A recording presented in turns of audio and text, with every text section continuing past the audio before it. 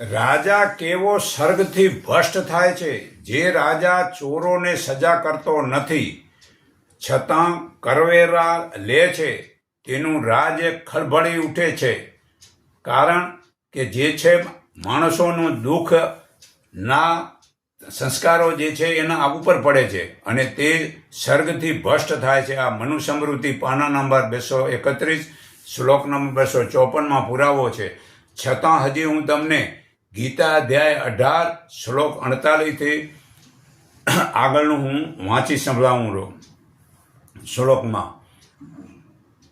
હે કુંતીપુત્ર, પોતાનું સ્વાભાવિક કર્મ દોષવાળું હોય તો પણ તેને ત્યાગ ન કરવો જોઈએ. કારણ કે જેમ અગ્નિ ધુમાડાથી ઢંકાયેલો રહે છે તે રીતે બધા જ કર્મો કોઈકને કોઈક દોષોથી ઘેરાયેલા જ હોય છે.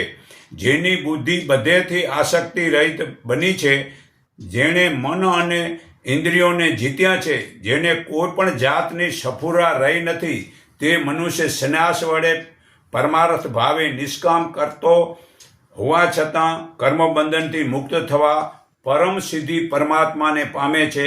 હે અર્જુન, એ પ્રમાણે સિદ્ધિ પામેલો મનુષ્ય પરમાત્માને જે રીતે પામે છે, જાણે છે તે મારી પાસે ટૂંકમાં સાંભળ. તે જ્ઞાન પરાકાષ્ઠા છે.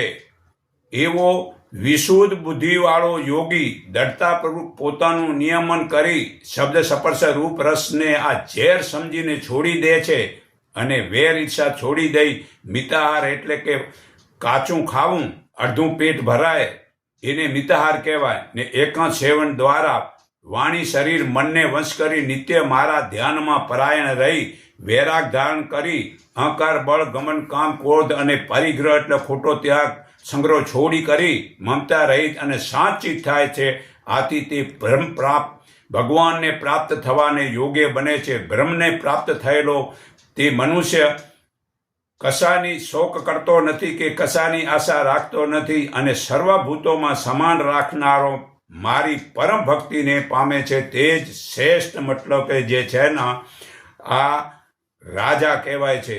એવા રાજા જ લોકોને આ જે સ્વર્ગ ભ્રષ્ટ થતા નથી અને એના સિવાયના જે છે એ બધાય ખોટા પાખંડથી માણસોને આ નર્કમાં નાખે છે.